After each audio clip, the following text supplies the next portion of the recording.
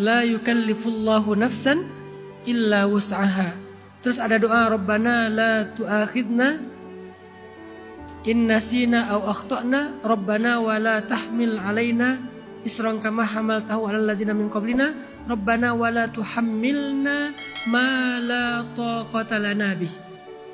Ya Allah, ya Allah, jangan Engkau pikulkan kepada kami apa yang tidak mampu kami pikul. Nah, apa yang kita tidak sanggup memikulnya? Perasaan sedih, perasaan kecewa, perasaan marah, itu tuh di luar kendali kita, teman-teman. Ada seseorang anak yang broken home dengan ciri-ciri yang telah Kak Cynthia sampaikan tadi. Namun yang saya ingin bertanya pada kesempatan kali ini, bagaimana cara seorang anak untuk tetap berbakti kepada kedua orang tua, meskipun di dalam hatinya ada rasa kekecewaan yang pasti, ada rasa tidak terima dengan keadaan ini, tapi anak tersebut 2 tahun ini sudah ikhlas dengan keadaan tersebut, namun mulai menerapkan apa yang seperti Ustadz sampaikan, tidak harus menyenangkan semua orang. Saya sudah menerapkan itu. Maaf Ustadz, ini saya jujur, ini pengalaman pribadi saya, bukan seorang anak lagi. Saya ingin bertanya bagaimana cara saya untuk tetap berbakti kepada ibu, baik itu ayah saya, padahal di dalam hati saya ada rasa sedih karena salah satu dari orang tua saya merasa tersakiti, termasuk saya sendiri. Terima kasih Ustadz, mohon arahan dan bimbingannya supaya saya tidak termasuk anak-anak yang bisa dikatakan tidak berbakti dan tidak ingat dengan orang tua. Karena di posisi ini saya membatasi diri untuk berkomunikasi kepada salah satu orang tua karena demi menjaga mental saya. Kita itu ada unsur zahir, ada unsur batin. Unsur zahir itu di dalam kendali kita, tapi unsur batin khususnya hati dan perasaan itu di luar kendali kita. Syai'un la yudrak. Sehingga dalam akhir ayat surat Al-Baqarah Allah menyebutnya sebagai yang ma la taqata lana bih. La yukallifullahu nafsan illa wus'aha. Terus ada doa, Rabbana la tu'akhidna in nasina aw akhtana, Rabbana wa la tahmil alaina isran kama hamaltahu 'alal ladzina min qablina, Rabbana wa la tuhammilna ma la taqata lana bih. Ya Allah, ya Allah, jangan Engkau pikulkan kepada kami apa yang tidak mampu kami pikul. Nah, apa yang kita tidak sanggup memikulnya? Perasaan sedih, perasaan kecewa, perasaan marah, itu tuh di luar kendali kita, teman-teman. Perasaan marah itu di luar kendali kita. Perasaan kecewa itu di luar kendali kita.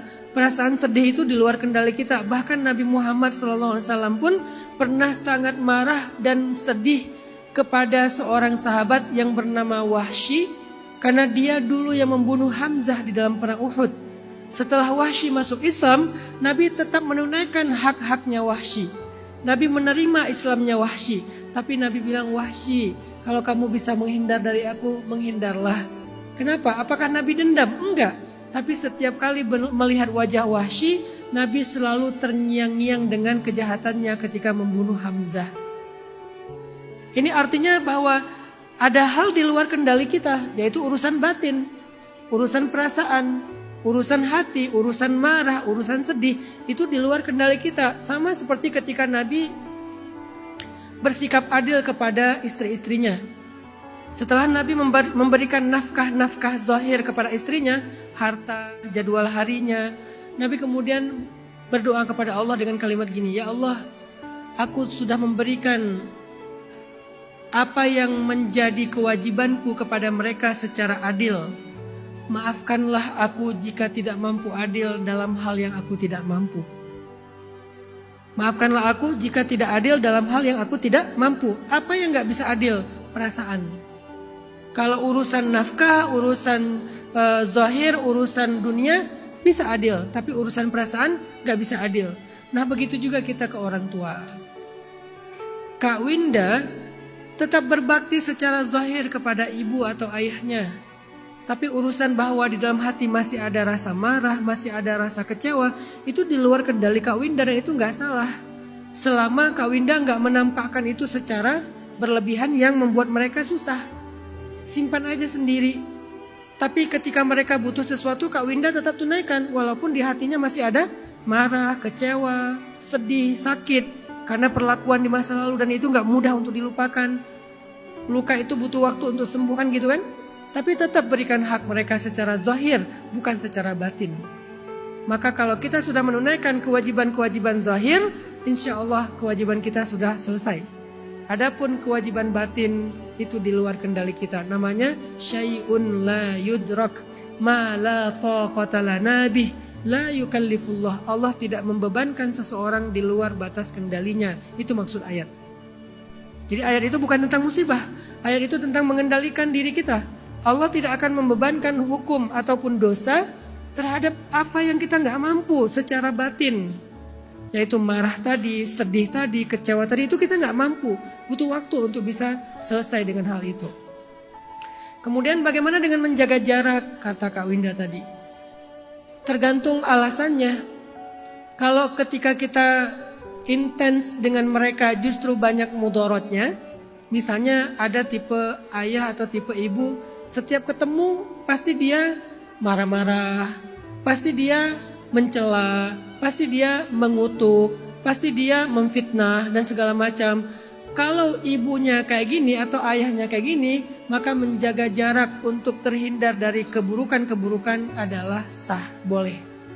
Bukan karena benci, tapi karena ada hal mudarat kalau kita terlalu intens.